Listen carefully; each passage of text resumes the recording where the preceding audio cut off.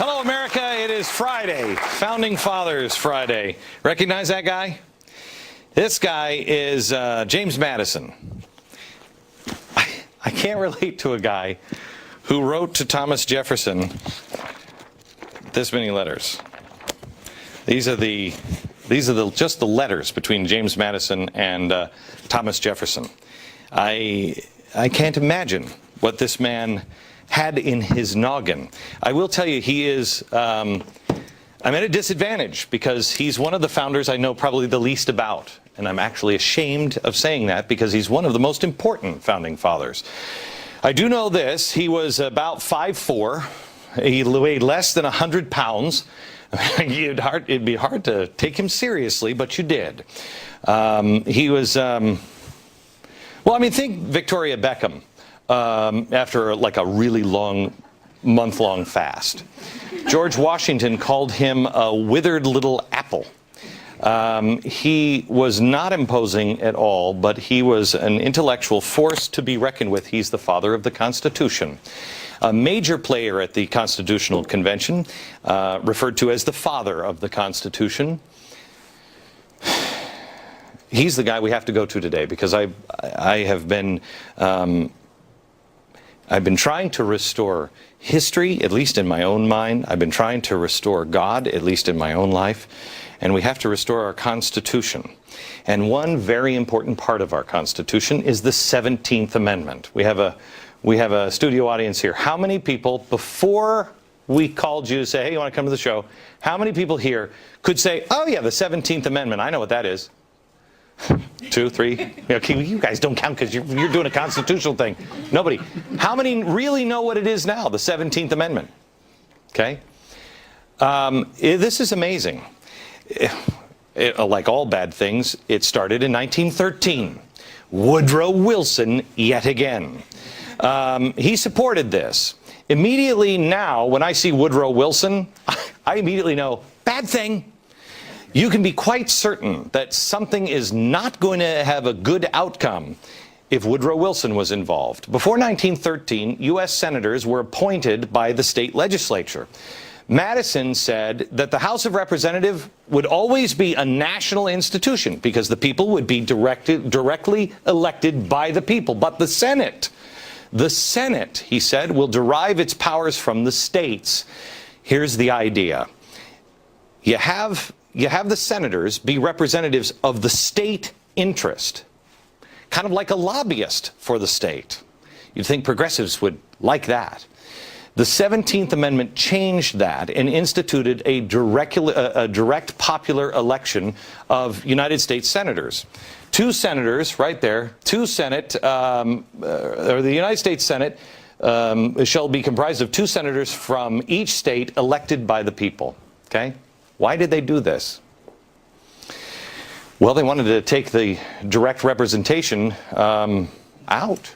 They wanted to make sure that the states didn't have the direct representation. This, Thomas Jefferson warned about, 1821. He said this. We have it up here. When all government, domestic and foreign, in little as in great things, shall be drawn to Washington as the center of all power, it will render powerless the checks provided by one government on another, and will become as venal and oppressive as the government from which we separated. Got it? Progressives will tell you, well, we had to change this. We had to because the states were just becoming too corrupt. Oh, well, they fixed that, didn't they? It allowed special interests to lobby senators directly, cutting out the middleman of the state legislatures. Has anyone noticed that senators routinely get large influxes of campaign cash from outside the state? Has anybody noticed that? I'm from Connecticut. Chris Dodd was my senator. I was fascinated because I didn't know anybody who was ready to give money to Chris Dodd. No one. Of course, not a lot of people talk to me in Connecticut, so that might have been a problem. But I looked at where his money was coming from. It wasn't coming from Connecticut. It was coming nationally. Now, how can you be a representative of Connecticut? Let me give you an example of the 17th Amendment coming into play right now, today. Obama's health care bill would have never seen the light of day. A lot of the things that they do in Washington would have never seen the light of day. Why? because it wouldn't be in the interest of your state. Why would we consider something? Have you ever heard this phrase? Unfunded mandates. How did they get that passed? The Senate is not really looking out for your state. Think of a state like Massachusetts. Why would they pay more in taxes for mandated health care when they already have that system? Why would they do it? It wouldn't have worked. It wouldn't have passed. And James Madison, the little teeny, you little cutie pie, he knew. The founders didn't intend for the federal government to ever have that much power. They put roadblocks. Step by step, it's taken them over 200 years to remove all those roadblocks, but they're almost done. Maybe it's time to put a few of them back. What would they say about us if they could see America today?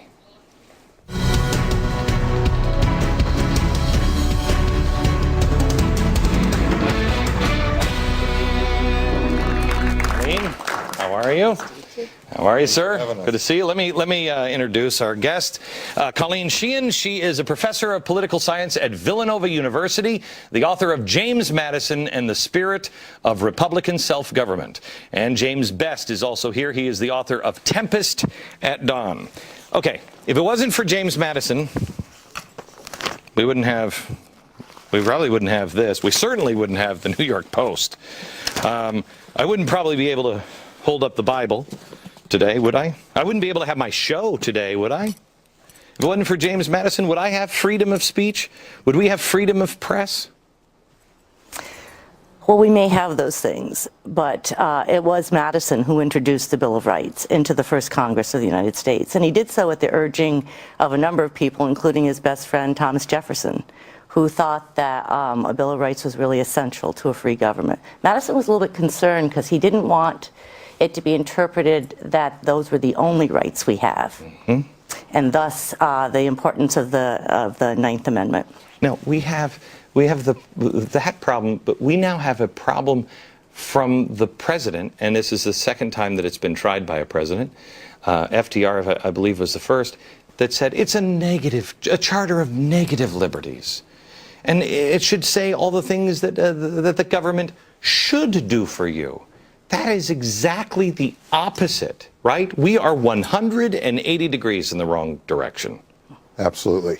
What did they say? Because you wrote, I love this. I haven't read it yet. I love this theory. This is a novel, but it's about the Constitutional Convention, and all the facts are in here, so you get everything, but you can read it in novel form. What were they dead set for and against? Well, they were dead set against any centralized power. I mean, they had just come from underneath the British, and they feared concentration of power. And we talk about checks and balances today, but we use it as one word. And they wanted balance to also go with the checks. So if you didn't have enough power, that check wasn't any good. So that's one of the reasons why senators were appointed by the state legislatures, because that gave power to the states. Do you think the 17th Amendment, if it was repealed, do you think that would change things in America? Sure. It would add again another check on the national government. I served a small bit of time in the Pennsylvania state legislature. Oh, I'm sorry for that. Yeah, my condolences. But our U.S. senators would come and pay a visit every once in a while, and at the time it was Senator Specter and Senator Santorum. Oh, well. And they would come to the Republican caucus, and it was more like a social visit. Yeah. If their feet were held to the fire by the representatives of the people of Pennsylvania, it would have been much more than a social visit. They would have had to have been much more responsible and responsive to the people. Had there been that extra layer of checking and guarding against national power. Where did his drive come from?